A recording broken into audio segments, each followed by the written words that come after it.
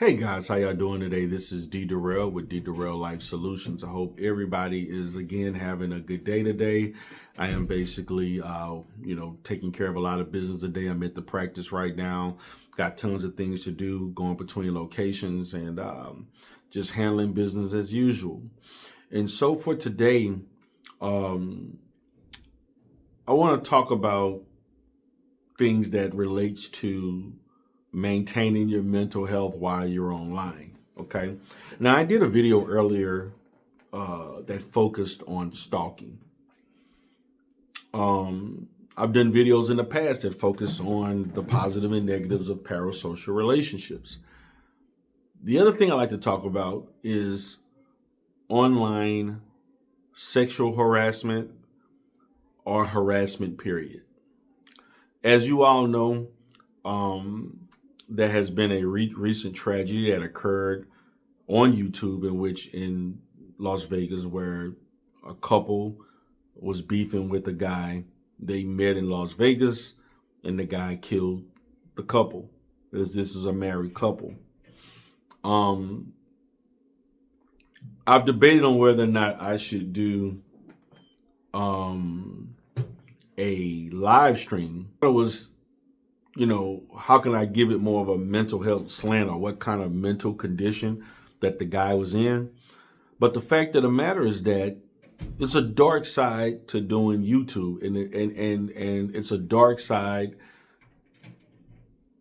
as it involves the content creator, what they have to endure to continue to have the motivation to create these type of videos, to be online and expose themselves. I have struggled with the type of content I should be doing consistently, pretty much for the last 3-4 years, because I go into doing this type of content, which is what I should be doing. I should have never deviated from this into doing other type of content that is more performative and for entertainment purposes. Unfortunately, when you're doing content that's more for entertaining purposes, people still think you should be operating, or they don't see you no different in the way you present yourself. And so, unfortunately, people try to weaponize and control how you should function based on where you work, your credentials, your education. A lot of people feel like there's another standard. There should be a higher standard. My question is, what is the standard for adults? What's the standard for adults? We're all adults. So what's the standard for adults? Let's not say, well, what's the standard for a politician? What's the standard for a therapist? What's the standard for an engineer? What's the standard for a teacher? What is the standard for an adult? And that's where the discussion goes sideways, because you are a therapist, therefore you should not. First of all, for many of you who criticize what a mental health professional should be doing, you don't even know the definition of what we do. You don't know the levels of what we can and can't do. You don't understand the ethics. You don't even understand the training. There's so many people that say all kinds of false statements about therapy, therapists, counseling, psychological counseling related techniques, the relationship, the business side of it, and most importantly, the diagnosis aspect, which to me is at a point where it's at a national crisis, or social media crisis of people misusing psychological terminology. But I'm finding that we want to create a standard. The standard should be it doesn't matter what industry you're involved in, because your industry doesn't dictate who you are as a person. But you're an adult. What should adults what should be a appropriate behavior for an adult, and what should not be inappropriate, regardless of what industry you work in? Because an adult is like the law. The law is the law. The law does not care whether or not you're a doctor committing a crime. Hell, it doesn't even care if you're a senator committing a crime or a jailer. Doesn't matter if you're um, a chauffeur or a cab driver. The law is the law. So, because to me, and I talked about this, the lack of effective laws and the enforcement of those laws to meet the current status of human behavior online has allowed people to get away with the harassment, both verbal, violent harassment, sexual harassment.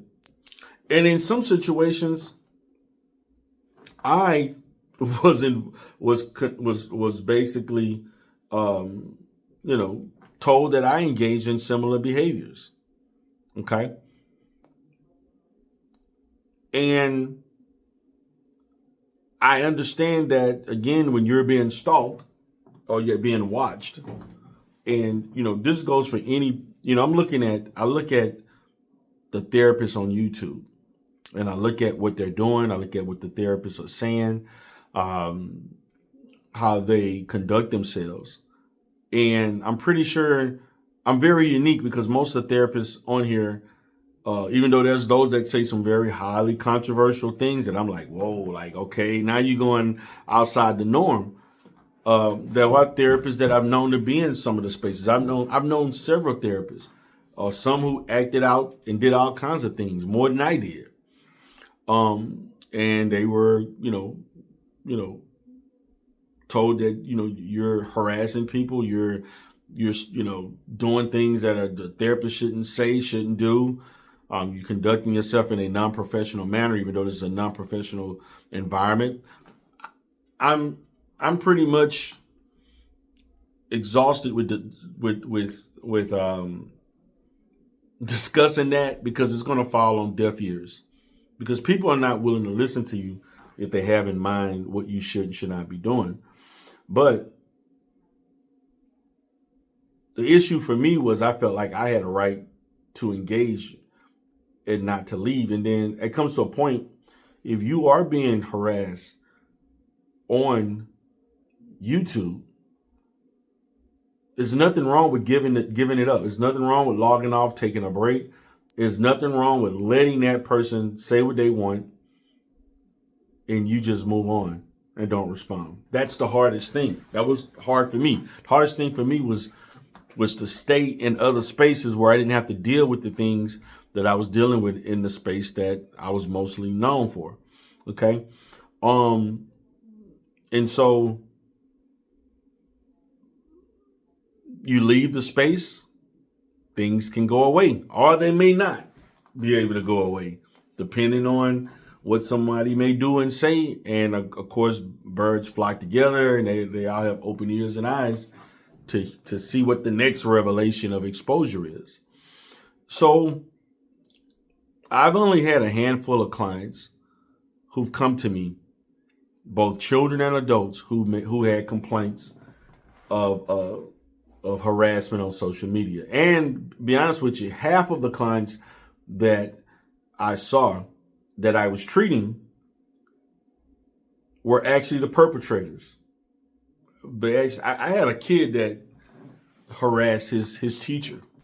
I had a 12, 13-year-old kid that was harassing a 26, 27-year-old lady. Matter of fact, he pretended to be her boyfriend online for months. I had situations like that with other kids, similar, with other adults, and I had adults with adults and kids and things. It's endless, and I'm going to say this, endless combinations of things that can happen. And so part of that is letting it go. Let it go for a while. Take a 3-month break, take a 6-month break, stop doing it, or don't operate in the areas, which is what I'm learning, totally unsubscribing, and stop operating in areas and stop interacting with people who will reinforce those type of behaviors. Everybody can't do it. Some can, some can't. So I just wanted to kind of talk to you all about that, dealing with sexual harassment, dealing with harassment, period. And again, guys, the most effective way to deal with that is start reporting to law enforcement, not engaging. And look, you can strike channels down. You can hurt them with money, particularly those that are dependent on the money to live. But contact all branches of government that are willing to receive your complaint. So with that being said, guys, this is D. Durrell with D. Durrell Life Solutions. Have a great day.